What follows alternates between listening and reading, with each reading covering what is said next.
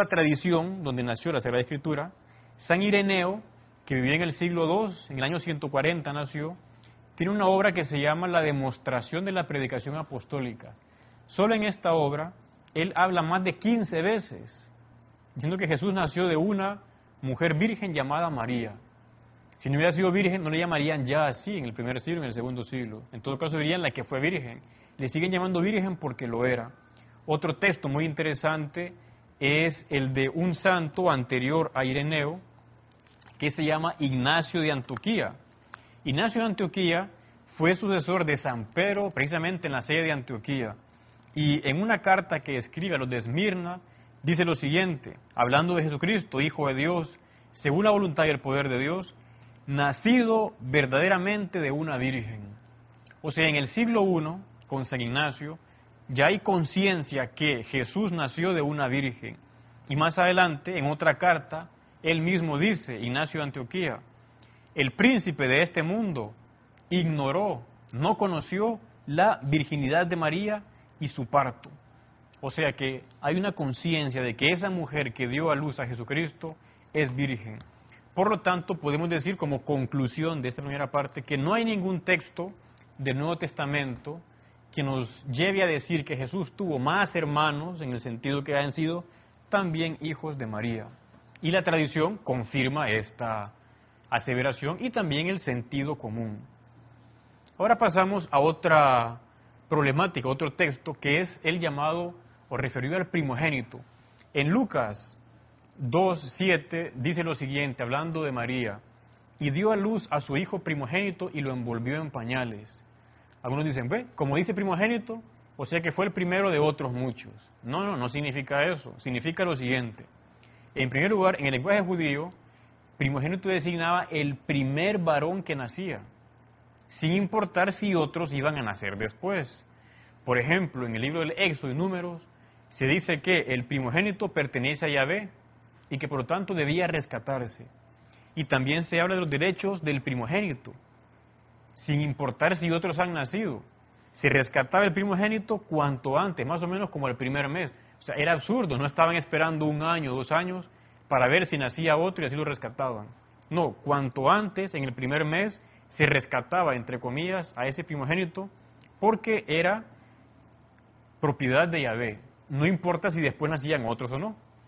Luego, muy interesante, un texto de la tradición, en este caso histórica, en 1922 se descubrió en Egipto un epitafio de una mujer judía del año más o menos 5 después de Cristo, llamada Arsinoe.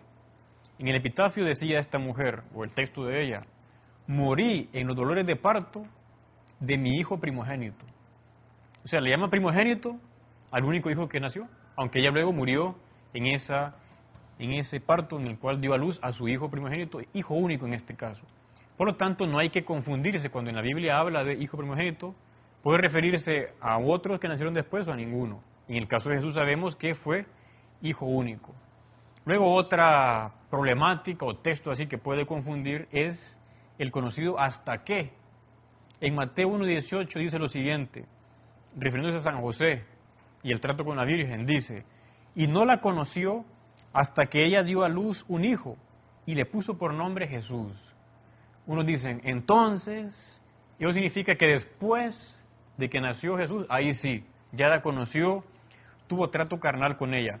Vamos a decir que tampoco esto es válido, por lo siguiente, es un modismo judío y griego, ese hasta que se usa en la Biblia para indicar un tiempo sin limitación. Por ejemplo, esta polémica se dio ya en el siglo IV, V más o menos. San Jerónimo, ante alguien que manifestaba estas dificultades, le decía lo siguiente.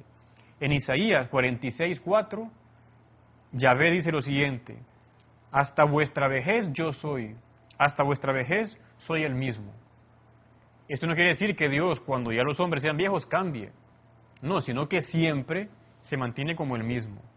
O en Mateo 28:20, al final del Evangelio de San Mateo, Cristo le dice, yo estaré con vosotros hasta el final de los tiempos. O sea que después del final de los tiempos Cristo ya no va a estar. No quiere decir eso, está dando la idea de una duración sin tiempo. Jesús no va a abandonarnos al final de los tiempos. El hasta el hasta que acá no quiere decir que después él cambie. O en Juan 9:18, cuando habla que los fariseos no creyeron aquel que había sido curado, un cieguecito, hasta que llamaron a los padres del ciego. Y resulta que nuevo no creyeron. O sea, el hasta que no dice lo que pasó después. Por lo tanto, vamos a decir que ese texto citado de Mateo 1:18, donde dice que San José no la conoció hasta que dio a su hijo primogénito, a su hijo llamado Jesús, no significa que después sí la conoció, sino simplemente dice algo que aparece en la Escritura y que no hace referencia a lo que vino después. Y por la tradición sabemos que Santa María no tuvo más hijos. Además, esa expresión, conocerla, tiene también otros significados. Por ejemplo, estar juntos, compartir casa, no hace referencia necesariamente al acto conyugal. Ahora pasamos, habiendo ya, digamos, como resuelto que la Virgen tuvo un hijo nada más, se mantuvo siempre virgen antes, durante y después del parto.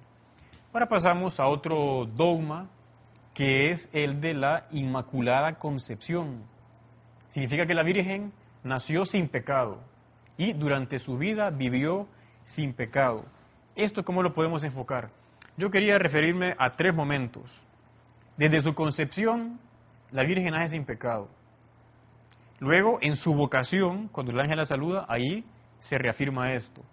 Y finalmente, en toda su vida, hay un texto de la Escritura que hace referencia a cómo ella va a vivir sin pecado. Para comenzar, quería leer un texto nada más del dogma de la Inmaculada Concepción, que fue promulgado el año 1854 por el Papa Pío IX. Dice así una parte del texto: la Santísima Virgen fue preservada inmune de toda mancha de culpa original en el primer instante de su concepción, por singular gracia y privilegio de Dios Omnipotente, en atención a los méritos de Jesucristo, Salvador del género humano. O sea, aquí aparecen 2 ideas muy claras y precisas, y es que la Virgen fue preservada por Dios. Dios quiso hacerlo, y lo hizo como una especie de anticipo por los méritos de ese hijo que iba a dar a luz. Un antiguo adagio o fórmula que explica esto en la teología dice: convenía que la que iba a ser madre de Dios fuera sin pecado. Sí convenía. Dios podía hacerlo, sí, porque es omnipotente. Por lo tanto lo hizo. Convenía, Dios podía, por tanto lo hizo. Es el gran razonamiento que lleva a muchos a entender por qué la Virgen es sin pecado. Un santo muy reciente decía más o menos así, que Dios tenía que elegir a la que iba a ser su madre. ¿Qué hizo?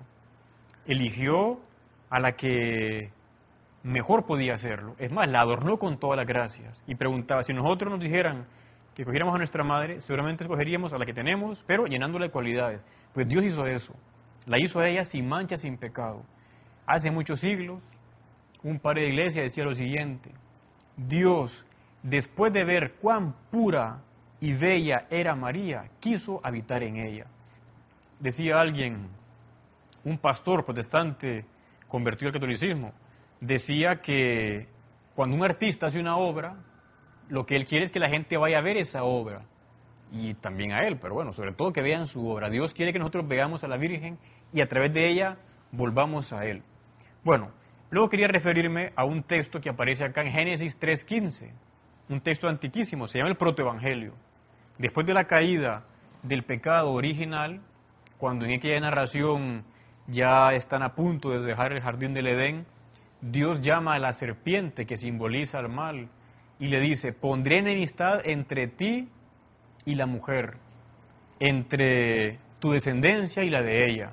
O sea que habría una mujer que vendría después, la cual estaría siempre enemistada con la serpiente, con el mal, que es la Virgen, y su descendencia también estaría enemistada. Es más, esa descendencia era la que iba a aplastar la cabeza del maligno.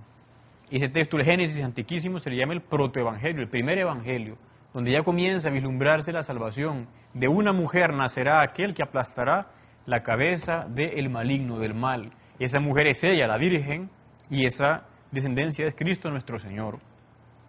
Luego decía que en el momento de la vocación, también en su vocación la Virgen manifiesta que está sin pecado.